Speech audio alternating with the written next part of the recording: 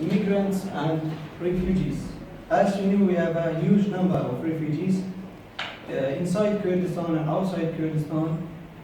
Inside Kurdistan, we have such as Christian refugees and Kurdish Yazidi refugees, and Iraqi Arab Sunni refugees who come from southern Iraq, such as they come from Anbar, Tikrit, Mosul, and so on. And we should distinguish between immigrants and refugees, because immigrants are not refugees and refugees are not immigrants. As we see in the diagram, immigrant a person who leave his country in order to live permanently in another country. And refugees, a person who has been forced to leave his country in order to escape war, persecution, or natural disaster. So we know that most of refugees are going through Turkey, and then they risk themselves by breaking the Greece borders. And we have many risks. And the United Nations or UN says that about 2,500 people have died in the sea so far this year. And also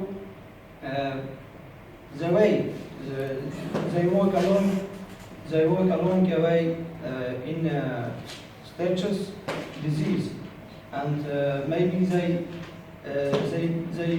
may be abused by authorities or criminals along the way. We have many examples that show us that the journey is full of risks.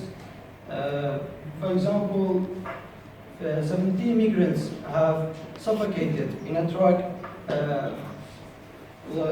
on an Syrian roadside. Here is a diagram show us where the refugees come from. We see the Syrian refugees comes first, and Iraq, including Kurdistan, comes second. Is the second country. We have also many countries such as Pakistan, Eritrea, China, and the rest. Also, we have diagrams that show us the number of refugees. Again, we see the Syrian refugees come first by having about 4 million people, refugees people, and Iraq, including Kurdistan, is the second, and I think 1.4 million refugees. 1990s, Iraqi leaves the country escaping from the dictatorial regime led by Saddam Hussein. And in 2006, after the demise of Saddam Hussein's regime, a kind of sectarian civil wars broke out, and many people left the country because of it. In 2009, National Youth surveys, almost 17% of young Iraqi people surveyed, and they would like to migrate to outside.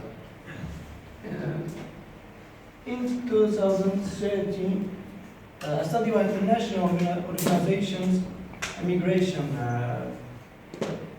appeared and to indicate that 99% of Iraqi young people, they want to leave the country, and 79% of young people in northern Iraq, which is Iraqi Kurdistan, wanted to leave the country. In 2014, 2015, the big difference now is that most of young Kurds, of young Iraqi Kurds, who actually have good jobs and have a good job, and they barely live in square areas, and they're also thinking about leaving a country, and they seem to be considering the first or the foremost even before they contemplate getting a job or their own home or marriage. We have a video which is about a camp in Germany. Let's see.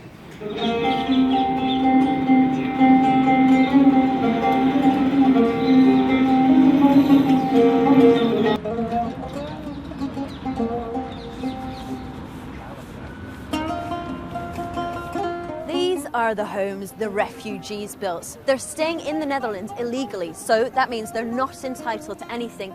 No benefits, no accommodation, nothing. So they've created all of this themselves, and they've invited us in to have a look around.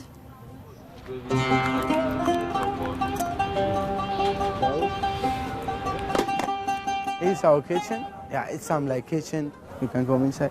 We don't cook here, but we save our stuff, like the bread or what the things we get from the people. We keep it here. I will also show you behind is our gas where we cook. So the food that you get is coming from local volunteers? Some more time of the days they bring finished food. It's already cooked. Normally they bring also another stuff to like pasta or like things how we self-cook. And without that, without their donations? No, nothing, because we are illegal. You know, we don't have nothing. We don't have right in this country. So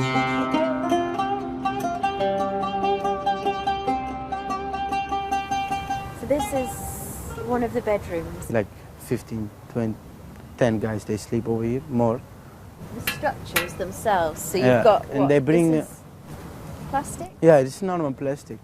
What about all the blankets? All the blankets, they come from church or the mosque. What's it like sleeping in here? It's cold also, and when it's coming raining, all come inside. And also in the wind, with the wind, all go out. But you don't have choice. You have to fight for your life. Around 50, 60 people staying here. Yes. Very limited electricity. Yeah. No showers. No showers, no. So a lot of washing, I guess, happens Yeah. here. There's no water here and also not electric. So we bring it from a shop over here. They allowed us to bring it. They say, it's no problem, you can come to bring it. So we go with like this 2-3 men. We go over there and they give us the water and we wash it. This can't go on all winter, though. We will see what's happening. You know, our life is like, we don't have plans, you know. It's not like if we go today out, we say, oh, my plan is I go to do the shop or I go make a shop and come back. We don't have plans. So the camp's located on one of the main cycle routes heading through to Central Station in The Hague, partly so that people have to take notice. Do you think they pay any attention, or are they just... Yeah, some of the people, they pay too much in it. Some of them is nothing, and you have also people who don't care even. You're spending all your time in the camp. Yes. You're not allowed to work here. No. And it's very difficult to find work illegally in the Netherlands because there's such big fines for employers. What do you do with all your time? With all my time, what we do over here is just in the city walking around and a little bit over here. Like you see, they play. Taula, what they play. So most of the time we sit here and they play, they listen to the music. You don't know what's gonna happen, so some of the time I think, I say, why I live in this life? For what? What's the reason? You can do nothing. You can go nowhere. No study, no work.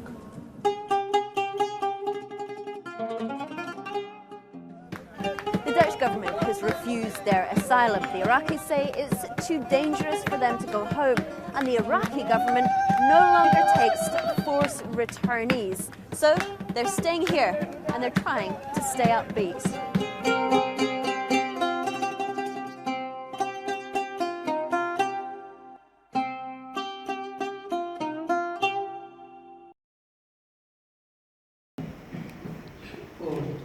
That's saying, and we should say many thanks to Mr. Waad for letting us to come here and present our presentation, and many thanks to you guys for paying attention. Have a good day.